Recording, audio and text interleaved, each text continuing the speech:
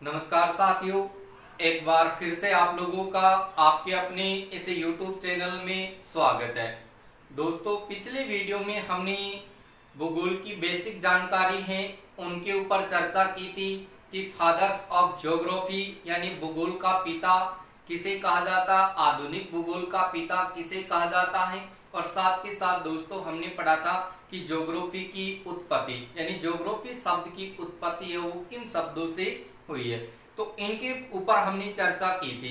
दोस्तों, आज एक बहुत ही शानदार टॉपिक पढ़ने जा रहे हैं। इस शानदार टॉपिक का नाम होगा दोस्तों ग्लोब। यानी जब आप ग्लोब को पढ़ोगे तो इस ग्लोब से आपके देखिए कई टॉपिक है वो अपने आप क्लियर हो जाएंगे। दोस्तों, इस ग्लोब का टॉपिक है, इस टॉपिक को आप बहुत ही शानदार तरीके से आप इनको समझिए और साथ के साथ आप इनके नोट्स वो तैयार कीजिए ताकि ये टॉपिक याद होने के बाद में आगे के जितने टॉपिक हैं वो वहां पर जब आप पढ़ोगे तो इनसे रिलेटेड वो चीजें होगी। जैसे आप देखिए राजस्थान या भारत की या वर्ल्ड की आप जलवायु पढ़ते हो तो वहां पर भी ये काम आता है। कहीं पर आप बैठे बैठे समय का निर्धारण कर रहे हो, कहीं पर बैठे बैठे आप एक देश से दूसरे देश की दूरी ज्ञात कर रहे हो, तो वो इस ग्लोब के माध्यम से आप कर पाओगे। देखिए दोस्तों, आज हम देखिए इस वीडियो के माध्यम से पढ़ने जा रहे हैं ग्लोब को। बहुत ही प्यारा टॉपिक है, इस टॉपिक को आप अच्छे तरीके से समझ लीजिए। देखिए दोस्तों, यानी सबसे पहले देखिए ग्लोब से देखिए आपसे पूछा जाएगा कि विश्व ग्लोब का निर्माता कौन था। विश्व ग्लोब का निर्माता, देखिए दोस्तों, विश्व ग्लोब का निर्माता किसको माना गया है, तो विश्व ग्लोब का निर्माता है ये आपका मार्टिन बेहम को माना जाता है। किसको माना जाता है, मार्टिन बेहम को। उसके बाद में दोस्तों यहां से अगला क्वेश्चन आपसे पूछेगा कि ग्लोब का आविष्कार किसने किया था। ग्लोब का आविष्कार, तो ग्लोब का आविष्कार किया था दोस्तों किसने, तो याद रखोगे गोहम ने किया था। और इस ग्लोब की बात करें तो ग्लोब देखिए कैसा होता है, तो याद रखेंगे गोल होता है, ठीक है। और यहां से आपसे पूछेगा कि ये जो ग्लोब है दोस्तों, ये ग्लोब आपके सामने देखिए पृथ्वी का ही एक भाग माना जाता है। यानी जब ग्लोब की बात करते हैं तो ग्लोब आपके सामने पृथ्वी का एक छोटा प्रतिरूप है दोस्तों, याद रखना इस बात को।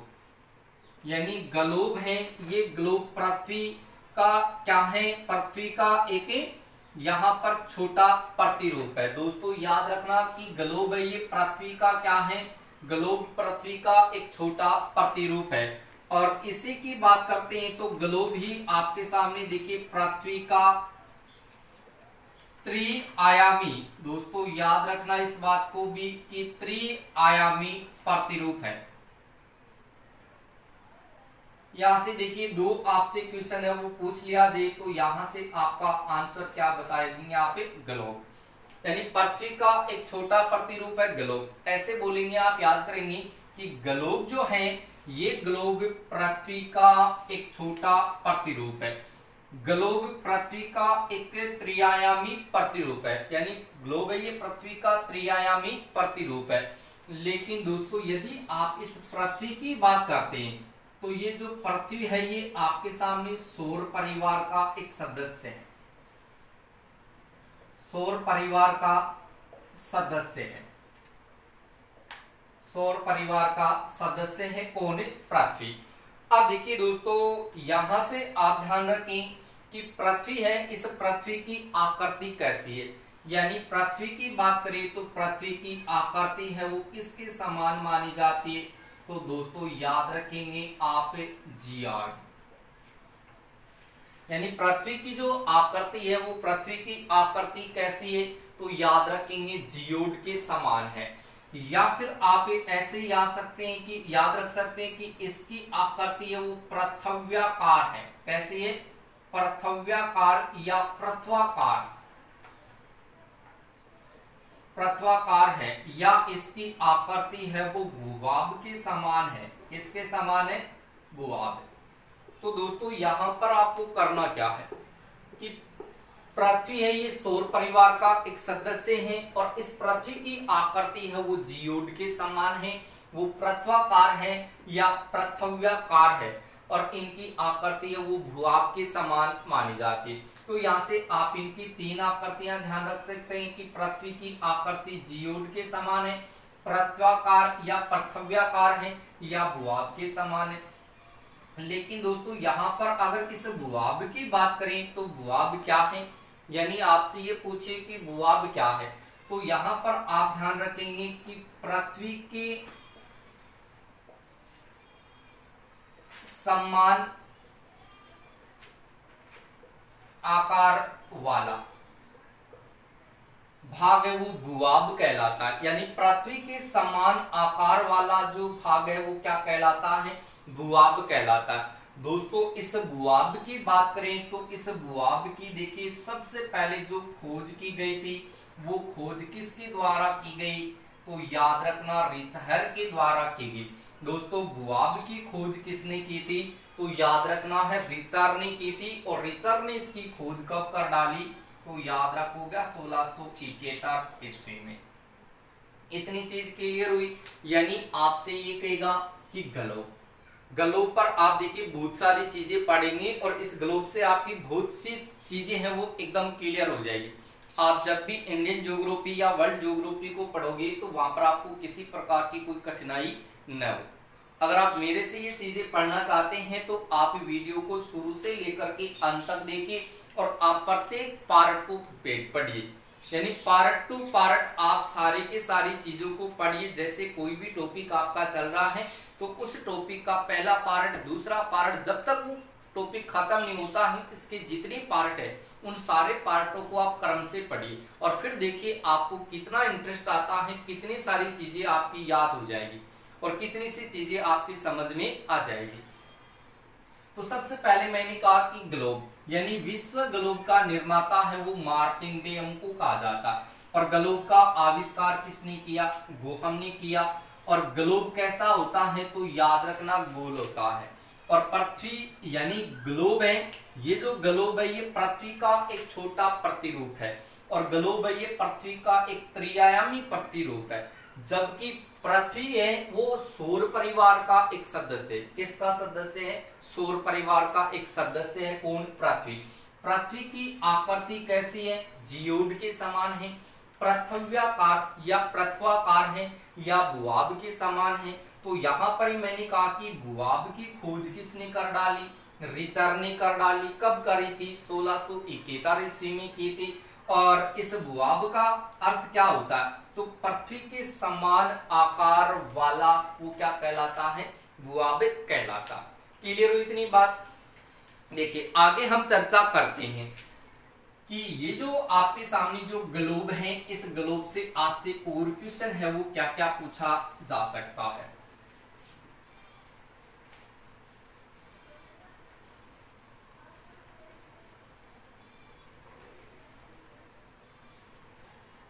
देखिए दोस्तों सबसे पहले तो आपके सामने ये ग्लोब की स्थिति है।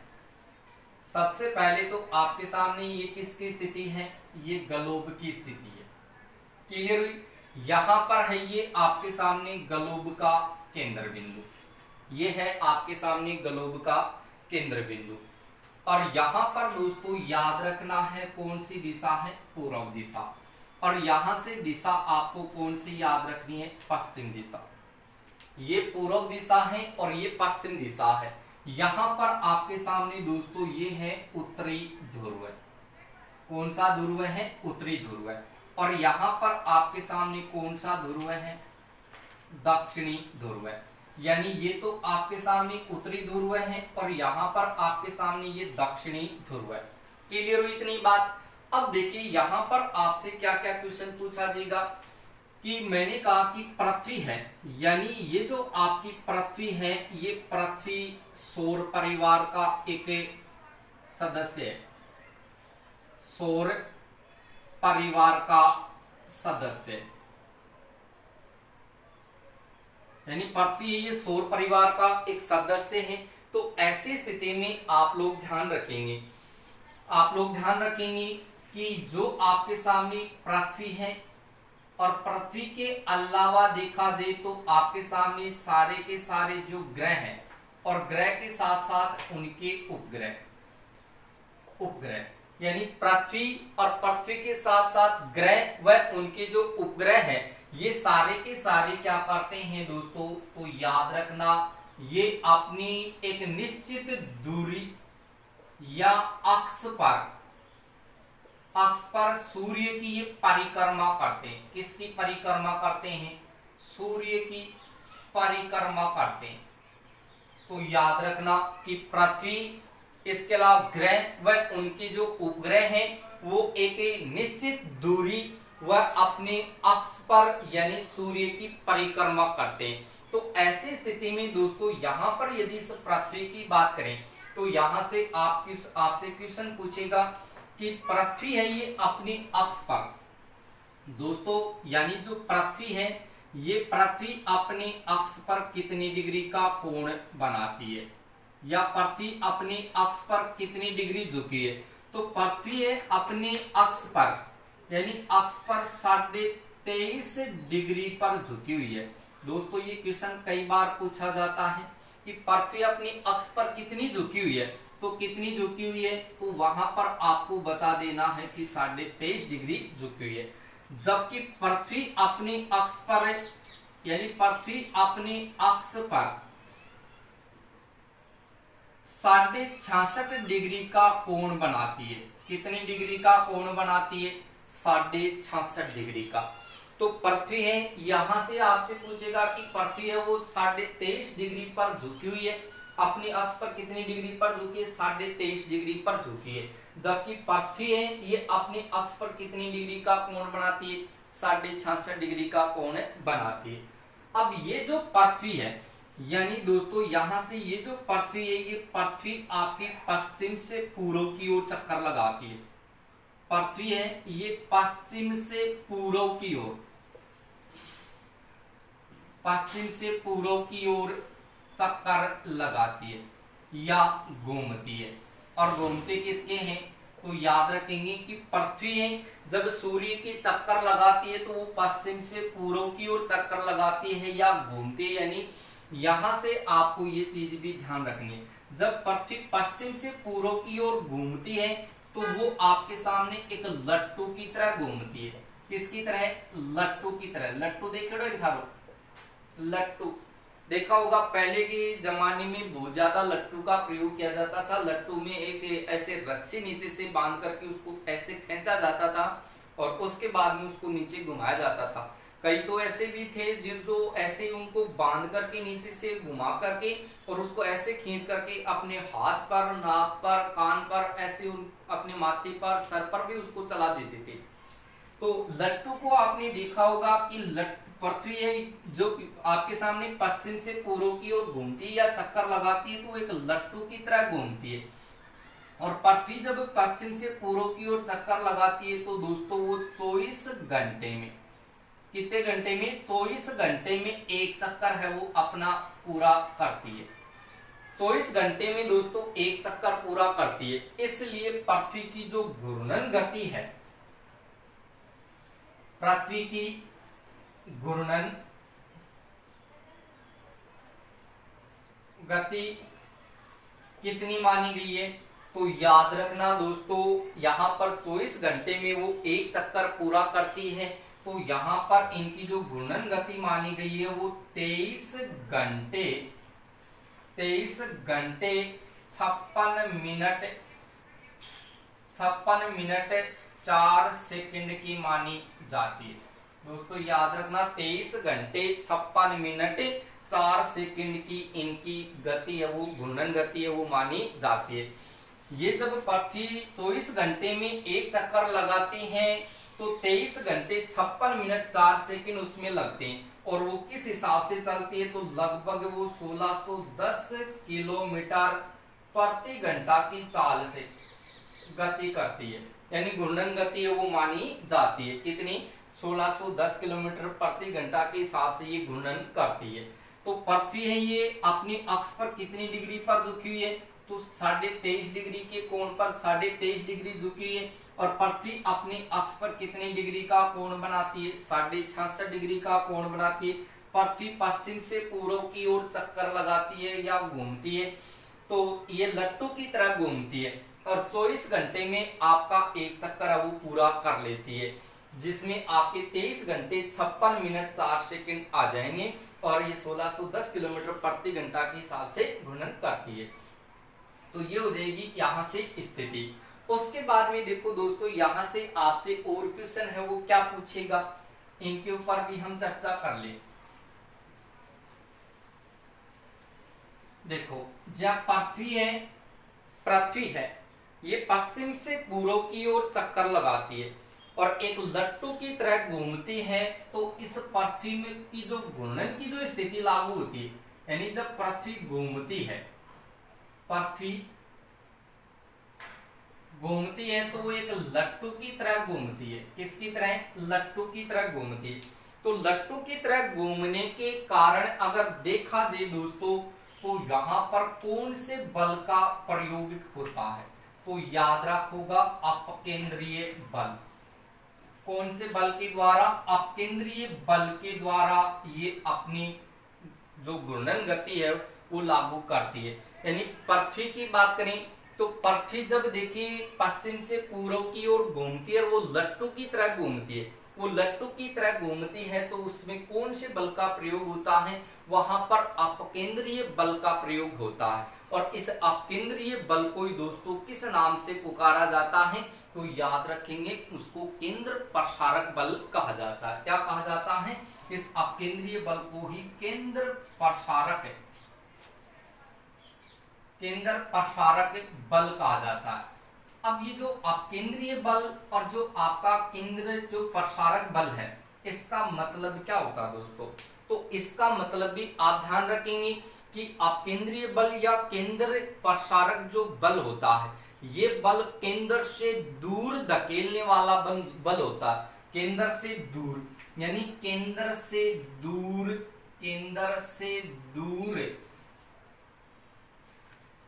धकेलने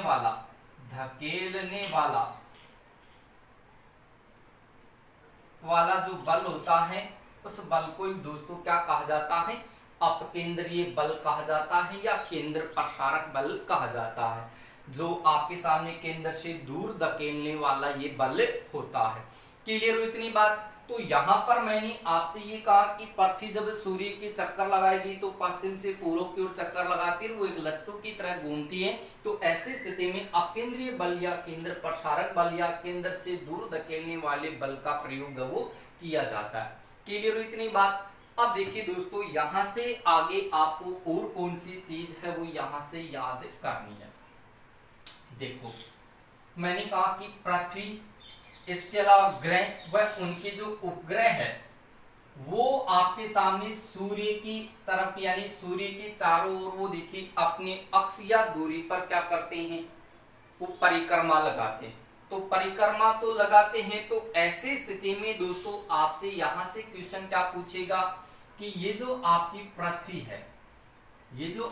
पृथ्वी है, इस पृथ्वी का जो ध्रुवीय व्यास है, पृथ्वी का ध्रुवीय व्यास। अब देखिए, पृथ्वी का ध्रुवीय व्यास देखा जाए तो दोस्तों इस पृथ्वी का जो ध्रुवीय व्यास है वो कितना माना गया है? तो वहां पर आपको याद रखना है कि पृथ्वी का जो ध्रुवीय व्यास है वो ध्रुवीय व्यास आपका कितना होगा? तो दोस्तों 12,714 किलोमीटर का इनका ध्रुवीय व्यास है वो माना जाएगा। कितना माना जाएगा? तो यहाँ पर आप लिख सकते हैं 12,714 किलोमीटर, यानी 12,714 किलोमीटर यानी पृथ्वी का ध्रुवीय व्यास है। यहां से देखिए आपके सामने ये वाला ध्रुव है और यहां से ये नीचे वाला ध्रुव है, इस प्रकार से। तो यहाँ पर आपके सामने ये ध्रुवीय व्यास है। तो पृथ्वी का जो ध्रुवीय व्यास है वो कितना है दोस्तों? 12,714 किलोमीटर है। जबकि पृथ्वी का अगर भूमध्य रेखीय अगर व्यास देखें तो यहाँ पर आप ध्यान रखें,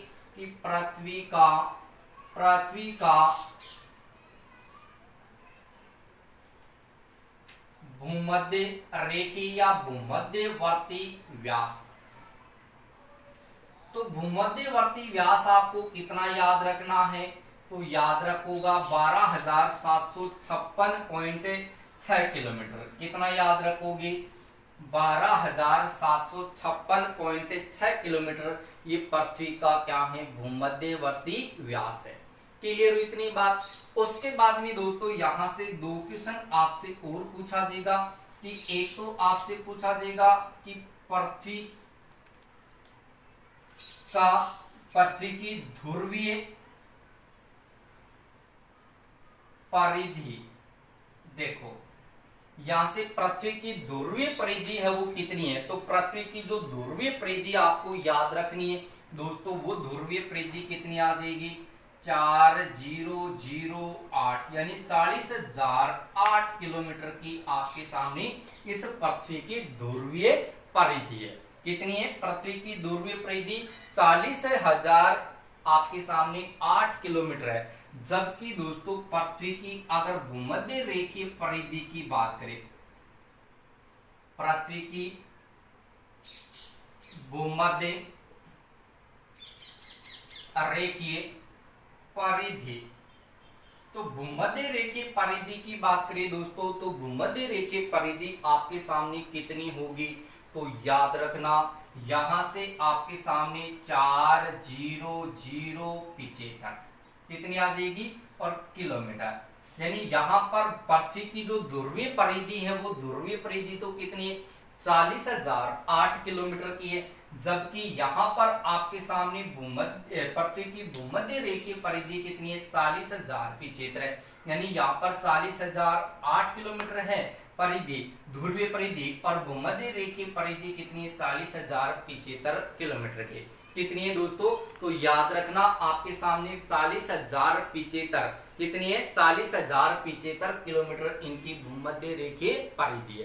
क्लियर है। अब यहां से देखिए आपसे ये प्रश्न भी पूछा जा सकता है यहां से कि पृथ्वी का जो ध्रुवीय व्यास है, पृथ्वी का जो ध्रुवीय व्यास है या जो पृथ्वी का जो भूमध्यवर्ती व्यास है, इसमें अंतर कितने का है। तो दोस्तों याद रखना इन दोनों में अगर अंतर देखा जाए तो लगभग आपका 42.16% आपका इसमें किलोमीटर में आ जाएगा।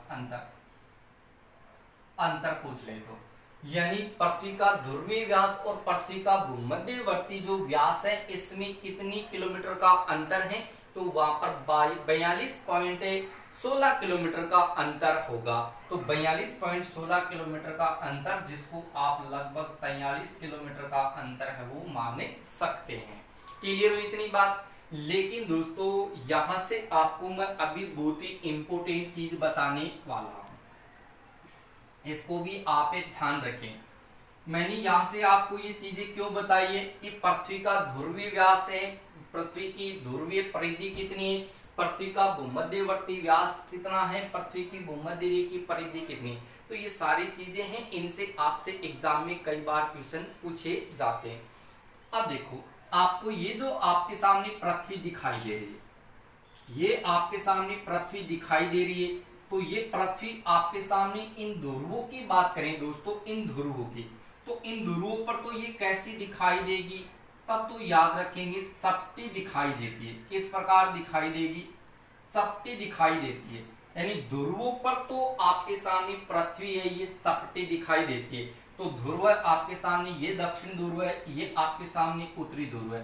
तो यहाँ पर तो आपके सामने ये कैसी दिखाई देगी, चपटी दिखाई देगी। लेकिन यहाँ पर इस भूमध्य रेखीय क्षेत्र की बात करें, यानी बीच वाले क्षेत्र की बात करें, विषुवत रेखीय क्षेत्र की बात करें, भूमध्यवर्ती क्षेत्र की बात करें, भूमध्य रेखीय क्षेत्र की बात करें, या पृथ्वी के केंद्र की भी बात करें, तो यहां से ये जो आपकी पृथ्वी है, ये पृथ्वी किस प्रकार दिखाई देती है, तो दोस्तों याद रखना ये एक उभरी हुई दिखाई देती है, उभरी हुई। यानी यहां से आपसे ऐसे क्वेश्चन पूछेगा कि पृथ्वी ध्रुव पर कैसे दिखाई देती है, या पृथ्वी है वो ध्रुव पर कैसे होती है, तो ध्रुव पर ध्यान रखो कि चपटी हुआ है, पृथ्वी ध्रुवा पर तो कहें कि है चपटी है, तो ऊपर भी चपटी है और नीचे भी चपटी है, लेकिन बीच का मायने देखा तो बीच में से के है उभरी हुई है, यानी यहाँ से के है मोटी है, उभरी हुई है, खुली हुई है। क्लियर हुई इतनी बात। अभी इस पृथ्वी पर देखा जाए तो दोस्तों यहाँ पर आपके सामने पूरे विश्व की बात करें, यानी संपूर्ण विश्व की बात करें तो विश्व का मानचित्र और एक आपके सामने यूरोप का मानचित्र, यूरोप का मानचित्र, यानी एक व्यक्ति का नाम आता है जिसका नाम है टॉलमी। क्या नाम आता है? टॉलमी। अब टॉलमी ने क्या किया? टॉलमी ने क्या किया कि टॉलमी है, इस टॉलमी ने विश्व का मानचित्र और यूरोप का मानचित्र है वो ऐसा तैयार किया जिसमें उन्होंने अक्षांश व देशांतर रेखा का प्रयोग है वो किया था। यानी यहां पर आप ऐसे ध्यान रखेंगे कि टॉलमी ने विश्व का ऐसा मानचित्र और यूरोप का ऐसा मानचित्र तैयार किया था जिसमें उन्होंने अक्षांश व देशांतर रेखा को ही दर्शा दिया था, जिसमें अक्षांश व देशांतर रेखा को दर्शाया गया था। क्लियर है? तो यहाँ पर टॉलमी ने यानी विश्व का और विश्व व यूरोप का ऐसा मानचित्र तैयार किया जिसमें अक्षांश व देशांतर रेखा को दर्शाया था। क्लियर है? तो इससे यहाँ पर पृथ्वी या इस ग्लोब की बात करें तो दोस्तों इस ग्लोब पर आपके सामने एक तो अक्षांश रेखा खींची गई है और एक आपके सामने देशांतर रेखा खींची गई है। एक अक्षांश रेखा और एक देशांतर रेखा। दोस्तों ये अक्षांश रेखा और ये जो आपकी देशांतर रेखा है ये दोनों ही आपके सामने एक काल्पनिक रेखा है। किस प्रकार की रेखा है? तो याद रखना आप कि ये दोनों ही आपके सामने काल्पनिक रेखा है, ये काल्पनिक रेखाएं हैं। और इस अक्षांश और देशांतर रेखा की बात करें, इतनी चीज तो आपको ध्यान रखनी है।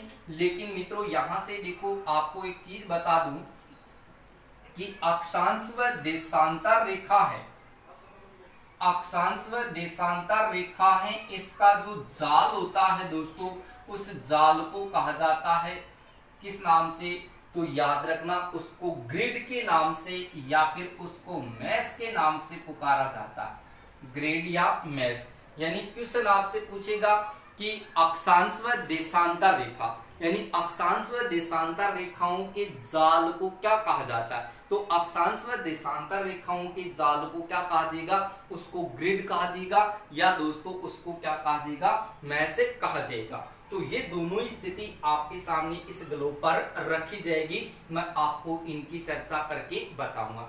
लेकिन दोस्तों अगर मैंने यहां से कहा कि विश्व का मानचित्र और यूरोप का जो मानचित्र है वो टॉलमी ने एक ऐसा मानचित्र बनाया, यानी यूरोप व विश्व का ऐसा मानचित्र टॉलमी ने बनाया जिसमें उन्होंने अक्षांश व देशांतर रेखा को दर्शाया था। तो अक्षांश व देशांतर रेखा का जाल क्या कहलाता है?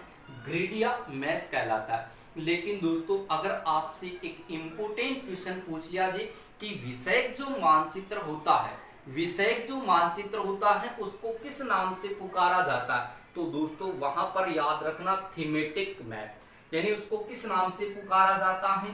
तो याद रखेंगे उसको थीमेटिक मैप या मानचित्र कहा जाता है। मानचित्र यानी थीमेटिक मानचित्र की बात करें तो ये थीमेटिक मानचित्र किस प्रकार का मानचित्र होता है? तो दोस्तों याद रखना है ये विषयक मानचित्र होता है। किस प्रकार का मानचित्र होता है? तो याद रखेंगे ये विषयक मानचित्र या मैप होता है। अगर आपसे ऐसा प्रश्न पूछ ले कि विषयक मैप किसे कहा जाता है? तो विषयक मैप है वो थीमेटिक मैप कहलाता है, थीमेटिक मानचित्र है वो कहलाता है। लेकिन दोस्तों यहां से आपसे एक चीज और पूछेगा कि एक मानचित्र और आता है जिसका नाम है कैडस्ट्रल। क्या नाम आता है? कैडस्ट्रल। यानी कैडस्ट्रल की बात करें तो दोस्तों ये किस प्रकार का मानचित्र है? तो याद रखना कि ये भू संपत्ति से संबंधित एक मैप आता है। किससे संबंधित आता है? भू संपत्ति से संबंधित जो मैप होता है उस मैप को किस नाम से पुकारा जाता है? तो याद रखिए दोस्तों, उसको कैडास्ट्रल क्या कहा जाता है? उसको कैडास्ट्रल मैप कहा जाता है या कैडास्ट्रल मानचित्र। यानी कैडास्ट्रल मानचित्र की बात करें तो कैडास्ट्रल मानचित्र है वो किस प्रकार का होता है? तो दोस्तों मैंने आपसे कहा कि वो भू संपत्ति से संबंधित एक मानचित्र होता है। किससे संबंधित होता है? भू संपत्ति। भू यानी भूमि और संपत्ति आप जानते ही हो। भू संपत्ति से संबंधित जो मानचित्र होता है वो कैडास्ट्रल मानचित्र कहलाता है। और यहाँ पर जो विषय जो मैप होता है उस मैप को थीमेटिक मानचित्र कहा जाता है। तो दोस्तों मैंने यहाँ से इम्पोर्टेंट चीज आपको बताई कि टोलमी है, इसने विश्व व यूरोप का एक ऐसा मानचित्र बनाया जिसमें उन्होंने अक्षांश व देशांतर रेखा को दर्शाया था। अक्षांश व देशांतर रेखा के मध्य का जो जाल होता है दोस्तों, उस जाल को ग्रेडिया मैश कहा जाता है। क्या कहा जाता है? ग्रेडिया मैश कहा जाता है।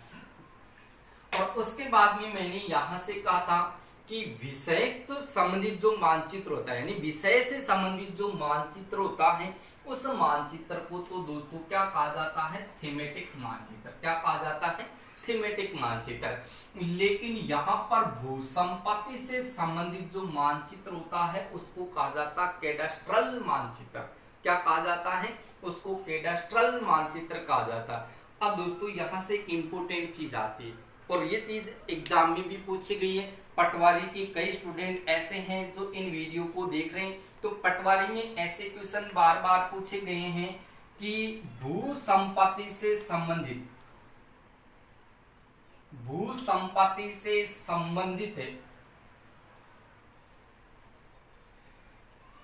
मानचित्र कौन सा होता है?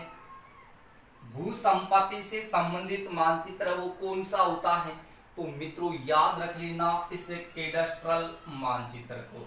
यानी भू संपत्ति से संबंधित जो मानचित्र होता है वो मानचित्र कैडास्ट्रल मानचित्र कहलाता है। और यहाँ से दोस्तों याद रखिए आप कि आपने जो पटवारी हो ना, पट्टेवारी कौन है? पट्टेवारी। ये पटवारी भू संपत्ति से संबंधित मानचित्र का ही प्रयोग करता है और उस मानचित्र को कहा जाता है आपके सामने कैडास्ट्रल। क्या कहा जाता है? कैडास्ट्रल मानचित्र।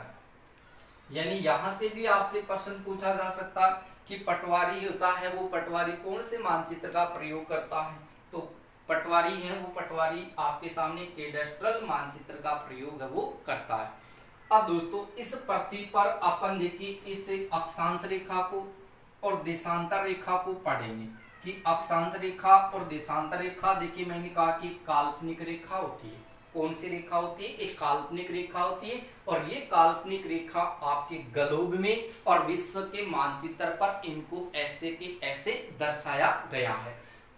ये अक्षांश रेखा क्या काम आती है? ये देशांतर रेखा क्या काम आती है? जैसे आप पढ़ते हैं कि अक्षांश रेखा है ये दूरी ज्ञात करने के काम आती है, ये आपके सामने कटिबंध बताने के काम आती है। और देशांतर रेखा के माध्यम से दोस्तों आप यहाँ पर बैठे बैठे एक देश से दूसरे देश के या एक स्थान से दूसरे स्थान का आप बैठे बैठे बिना घड़ी के द्वारा आप वहां का समय निर्धारण कर सकते हैं। तो दोस्तों इनके ऊपर चर्चा करेंगे अपन नेक्स्ट वीडियो में, क्योंकि यहाँ पर मैंने इनकी कुछ आपको जो वास्तविक चीज है, जो आपकी बेसिक चीजें हैं उनके ऊपर हमने चर्चा की है। अब इस पृथ्वी पर इस ग्लोब पर जो अक्षांश और देशांतर रेखा हैं उनके ऊपर हम चर्चा करेंगे कि कर्क रेखा, भूमध्य रेखा, विषुवत रेखा, इनकी क्या क्या स्थिति है, कहां कहां से ये निकलती है और इनसे कौन कौन से आपके सामने कटिबंध है वो तैयार होते हैं, जलवायु के हिसाब से कैसे होता है, ये सारी चीजें मैं आप लोगों को बताऊंगा। और इसी ग्लोब से दोस्तों हम यहाँ से भारत को निकालेंगे, विश्व के 7 महाद्वीपों को, 5 महासागरों को ऐसे के ऐसे यहीं से निकाल करके याद करेंगे। तो दोस्तों मिलते हैं नेक्स्ट वीडियो में इसी आपके सामने अक्षांश और देशांतर रेखाओं के साथ। तब तक आप बने रहिए इस वीडियो पर और इस वीडियो को आप शुरू से अंत तक जरूर देखें। और यदि आपको दोस्तों ये वीडियो पसंद आया तो आप इसे लाइक करिए, लाइक करने के साथ साथ आप कमेंट करिए और कमेंट करने के बाद में आप इस वीडियो को अपने दोस्तों को अधिक से अधिक शेयर करें। ठीक है दोस्तों, मिलते हैं नेक्स्ट वीडियो में। ठीक है, तब तक आप बने रहिए।